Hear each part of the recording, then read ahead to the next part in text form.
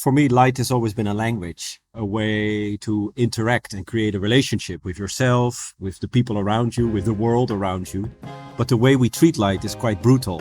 So more than 83% of the world population does not see the stars anymore. This is Daan Roosegaarde talking about his passion for light, something that beams through his engaging global projects, which address the climate crisis and how we can learn from nature to create a better tomorrow. Daan is a Dutch artist and founder of social design lab Studio Roosegaarde. You're listening to Create Tomorrow with me, Bethan Ryder, editorial director of WGSN. And today I'm joined by our director of strategic forecasting, Lisa White, who's my co-host for our chat with Daan. And she's a fellow enthusiast for throwing a spotlight on nocturnal living. To kick off the discussion, I asked Daan where in the world he was and what he's up to. We're in Indonesia, where we're designing and building actually the world's largest firefly gardens. So fireflies were everywhere here 20 years ago, all wiped out because of light pollution and pesticide.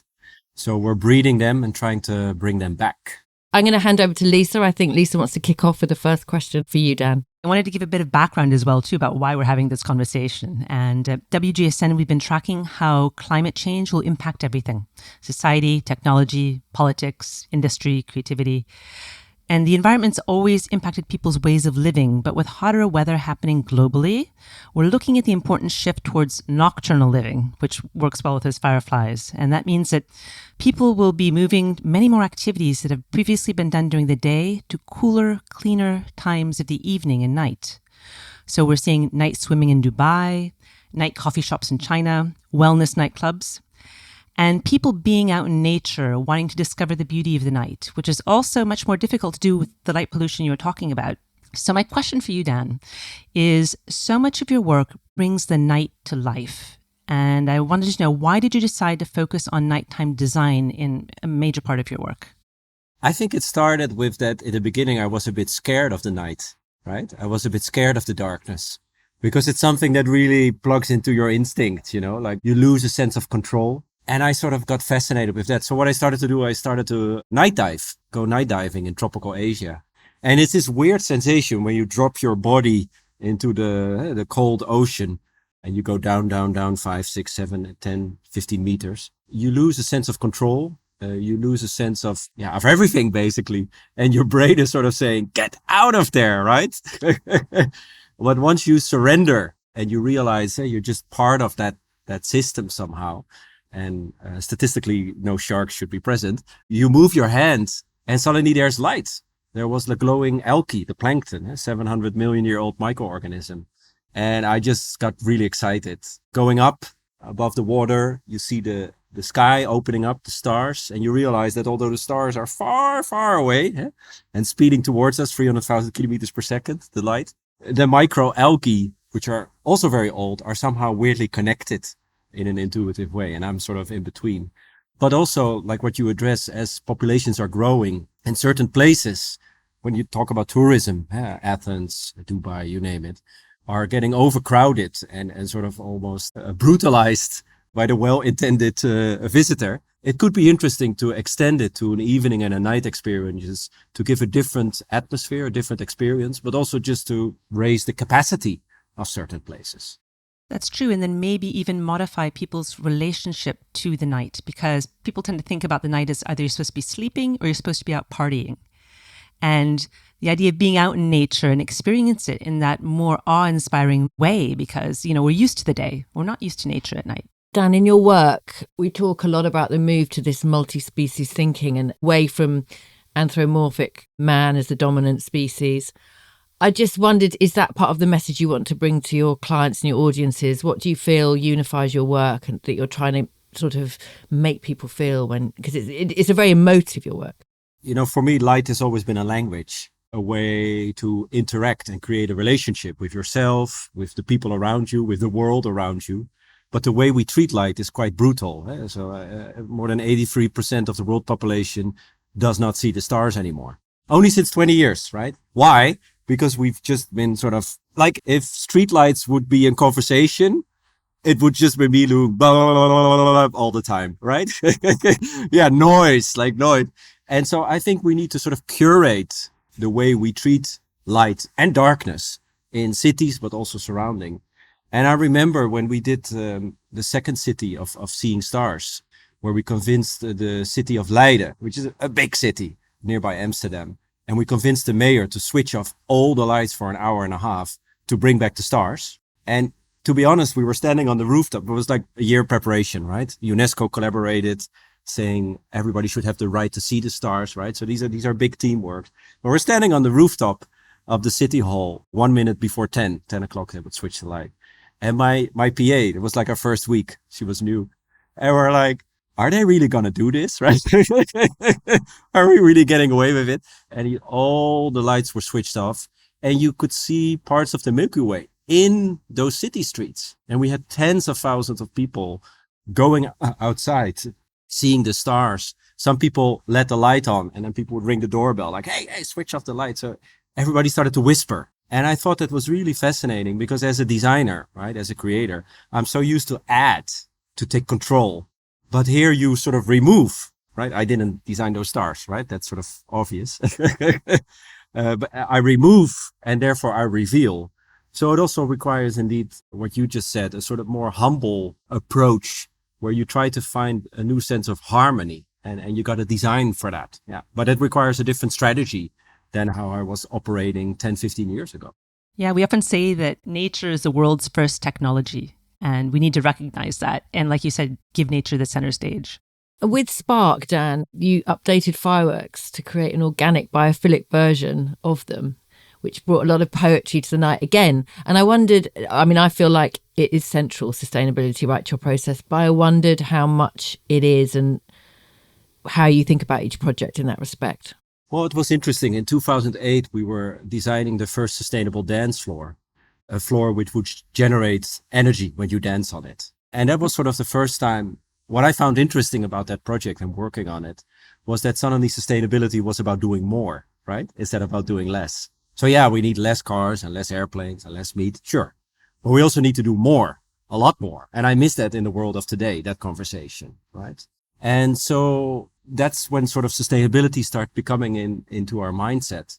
And so when you look at Spark, I think we can all, after COVID, agree the importance of celebrations, right? And coming together and feeling a connection. I somehow feel we've started to cherish that even more and more. But when you look at celebration, when you look at traditional firework, it can be pretty cool, but increased 10 times in air pollution. You know, my dog goes completely crazy, all the dogs and the animals and the birds. And so you can sort of look at it and say, like, if it does that much harm, can you still call that celebration, right?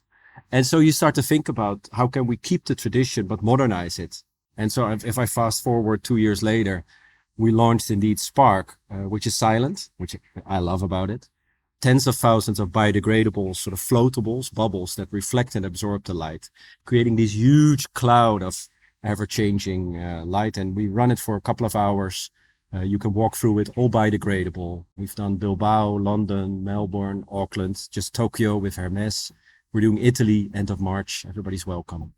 And yeah, it's a beautiful example of how I believe we should use beauty as a strategy to help people accept change, climate change. You mentioned in the introduction, because we all need to change and nobody wants to change and climate change, right? And so we're sort of stuck, especially Europe.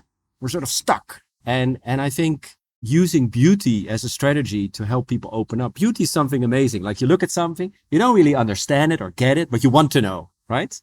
Like a beautiful girl or boy in a discotheque, right? Like you're curious, you're open up. And I feel we should use that more and more to help people to accept change. That's something that fascinates me personally.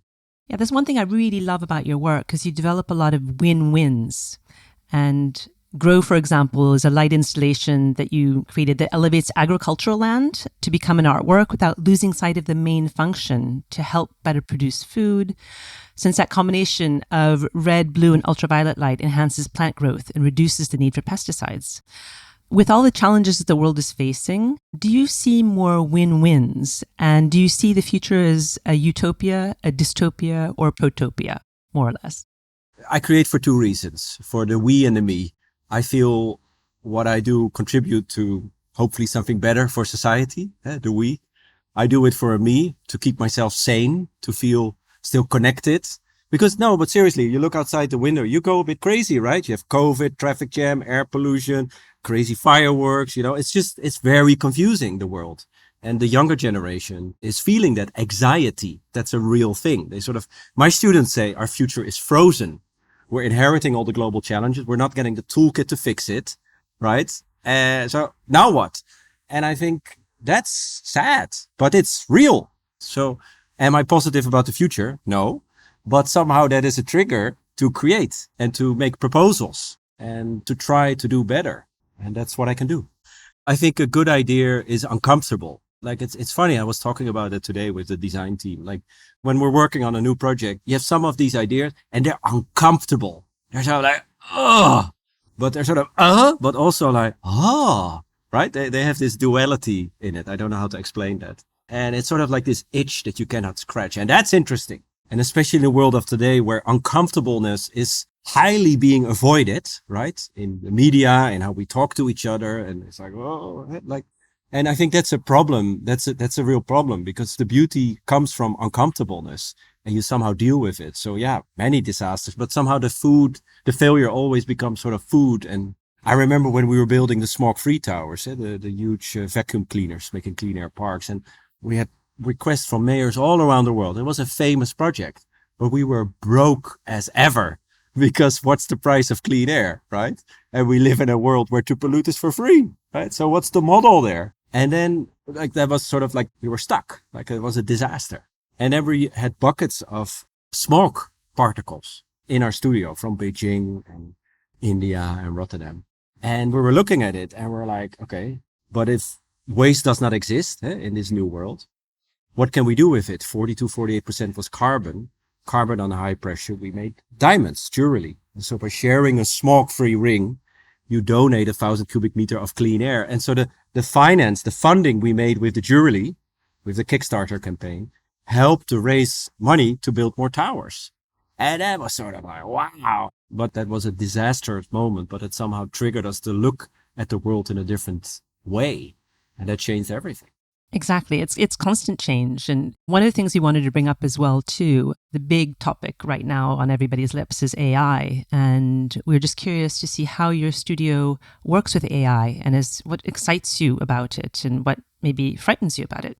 Well, I mean, like in any kind of tool, you can do good and bad. But when you look at the Midjourney and all the text to images, I'm just here in Indonesia with my laptop, talking with robots, right?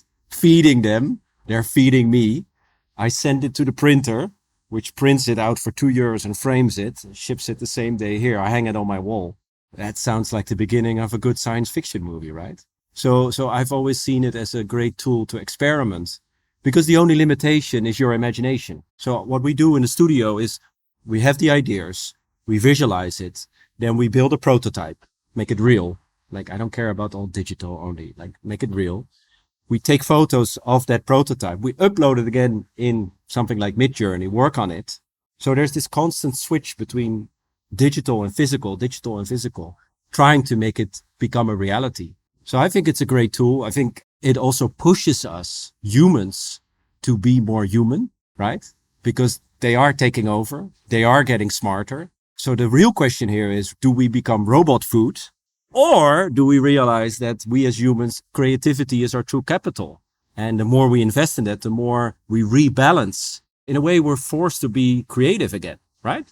And a lot of people don't like that. And a lot of things have changed and are changing. But I find it, again, uncomfortable. And yeah, maybe that's a good thing. It is a good thing. I mean, we talk about creativity as being one of the cornerstones of methodology for forecasting as well, too. And we speak of strategic imagination, and that's something that we're going to need for the future. Oh, yeah? Can you elaborate on that? Well, strategic imagination is taking creativity, but putting it in a business sense. So if you talk to a CEO about you need to be more creative, most of them will say, well, no, I just need to make sure that, we're pushing our business forward, making money for shareholders. But when you frame it as strategic imagination, is you need to imagine what's going to happen if you do X, Y, or Z, get a bit of a speculative spin on it. Then they're like, oh, I can see why I need to be thinking maybe 2 years, 5 years, actually 10 years in advance to be able to plan what's going to happen. Because the future is here right now and it's changing so quickly. Yeah, and if you cannot imagine it, you can also not create it, right? And I find that very sort of challenging of the world of today. Okay, so when we talk about that future and the climate change, look at the words that we're using and our governments are using. Carbon neutral, energy neutral, 5% less worse. So imagine you're dating somebody, right? Boy, girl, whomever. Well, like imagine you're dating somebody and you say, love of my life, this year we're going to be neutral. This year we're going to do it 5%. I hope that person will dump me on the spot, right? That's a bad relationship. But this is how we describe our relationship with our future, with our planet. And so it starts, and don't ever underestimate the power of words, and the vision they create in our head. So I think it's our job as creative people in the widened sense of the word. That can be designer, architect, artist, or CEO, or whomever, to imagine that better world in order so that we can create it. We've been talking about embracing uncertainty too, because what people want is certainty. And, you know, as you said, a lot of people are anxious and they just want to be able to count on something or a few somethings. But getting them comfortable with the idea of uncertainty and serendipity, and the work that you do is very awe-inspiring that way. And when you are in touch with nature and with serendipity, you're like, wow, there's something bigger out there that I can maybe put my trust in. And that bigger thing is oftentimes nature. Absolutely. And I've been working with, like if we would have this interview 10 years ago, I would have talked about my self-developed microchips and C++ code and our new LED. I don't do that anymore. Now I talk about fireflies or the wing of a butterfly, how it reflects light, so I changed. And when you work with nature, you don't create like God creates, right? You just modify. You just you learn how to tweak and tune and, works, doesn't work. And you get to know a system. And I find that fascinating. You're listening to the WGSN Create Tomorrow podcast. And in this episode, we're talking about the rise of nocturnal living and also how nature can teach us how to create a better tomorrow. I'm Bethan Ryder, Director of Editorial at WGSN, and I'm joined by my co-host, Director of Strategic Forecasting here, Lisa White. And our guest today is the Dutch artist Daan Roosegaarde. Dan, I know you often work with NASA. Can you talk a little bit about what you do with them? And also, I'd love to hear your views on space exploration more generally. Yeah, well, right now there's more than 8.1 million kilo of space junk. Started with Sputnik, Apollo, pieces of satellites and missiles were launched and started to collide, creating this layer of junk around our Earth. And the famous space scientist Kessler calculated that in 2030, there's so much junk around our Earth, and it's sort of concentrated, right? Because there are sort of highways where these things happen, that anything we will launch will get hit, create collision, create more junk, right? So that will be the point of no return. So we will have an interview in a couple of years and say, hey, we found life outside Earth or this really interesting material. The problem is we won't get there. So that's a problem. And it's like exactly what you said. We're not satisfied ruining our oceans. We also gotta pollute this space. And it's a problem because it's everything. It's our communication, our WhatsApp, our data. And so we launched together with ESA, the European Space Agency, the Space Waste Lab, where we try to visualize, capture and upcycle space junk to sort of see, first of all, raise awareness about it, but also secondly, hey, maybe it's not waste. Maybe like the smoke-free ring, it's a tool that we can use to create something better. Super urgent topic that is sort of in the big white elephant in the room that we try to unsee. But yeah, it's there. You founded your studio in 2007. Do you feel like you are now being listened to? Obviously, you've worked with whole towns and switched lights off. Do you feel like governments are listening to you? You have influence. How much impact do you feel you're able to have beyond like people that are just an audience, which I'm not saying just an audience, but in terms of like at that sort of policy level, at that level of real legislative change? Yeah, I mean, when I go to a fine art school, I see our previous work, printed out in black and white on shitty papers hanging on the wall. And it's sort of cool that we became part of the mental map, of this sort of flow. When I was 16, I walked into a museum. I didn't know what to do, right? I didn't want to go. My teachers made me go there. And I was just this stubborn, wise-ass guy with too many crazy ideas. And everybody was really worried about me. And I saw the work of Arata Isozaki, Japanese architect. And I was like, whoa, I can create my own world. I didn't know architecture was a profession, right? How should I know? And it changed me and it inspired me. And I got a chance to meet him and talk to him and tell him this story. And so it's great to feel that we're inspiring people. But at the same time, on a personal level, the answer would be no. Because I feel when I can do more, I want to do more, right? So I'm going to push it. So I'm going to present, if I present a beautiful idea, a beautiful, radical, innovative idea, and everybody in that room with mayors or CEOs or whomever agrees it's a great, beautiful idea, it's not a radical idea, right? So yeah, I get appreciated and a sort of respect, but at the same time, I also use that capital to sort of say that people say, Daan, we're not doing this. This is just no. And then usually they call back in 2 years and do it anyway. So it takes some time. What is the radical idea that is exciting you right now? What would you like to do next? I would love to find a way to make places cooler. And I don't mean this in the too cool for school way, but like literally cooler, like cooling down. Like, is there a way to, reduce temperature 5 to 8 degrees in the evening? Things get hotter. That's without air conditioning and all the electricity, like in a passive way. Nature and the plants are doing it in such a smart way. What can we learn from that? There's so many things. I think what I love about ideas is that they bring me to a place that I've never been before. Sometimes people say, I have an idea, right? I have an idea. And I think that's not true. I don't think you own an idea. I think you surrender to an idea. And so that's what I'm doing. But literally, I am, again, Kevin Kelly, out of control. Really good book, by the way. Please read it. Or in co-control. And you feed it with your love, your time, your energy, the teamwork, of course, and the experts. And it brings you to a place that you're like, And, there's this one moment where we're walking through the streets of Leiden after switching off the light. I'm still getting goosebumps just talking about it. And everybody's whispering and it sort of actually worked and the clouds were sort of gone. Thank God for that, right? But anyway, and you're sort of walking there and you feel it, it's an experience and everybody feels it. And it changed the way people thought about light and about their city. When I design a firefly garden, every time I'm designing, I have to look through the eyes of a firefly and ask me, what does it want? What does it need? So I'm designing for them, not for me. And that's so much fun. I've got goosebumps just thinking about that. So that's already an experience in itself. But it's crazy. Like a firefly larvae, an egg, 9 to 12 months before it becomes a firefly. Firefly lives 22 days. Same like a butterfly. So it's so we're having somebody being hand-fed the larvae with mealworms every day. But you're right, looking at them makes me happy. And it's also interesting, if you look at my screen right now, if I have a firefly and I do this with my phone, the flashing of my light, they come to me because light is their language, right? They use it to, and so I'm talking with light, which is my language, with nature. And of course, I have no idea what I'm saying, right? Maybe I'm insulting them because I don't speak fireflies yet. I will one day. But so when you talk about what you started with this evening experience and a night experience, that sense of intimacy, that sense of a real connection in this AI, blockchain, over digitalized world, I think there will be a new desire for real experiences that trigger you in a different way. And it's out there. We already got it. That's the post-screen area we're going to live in.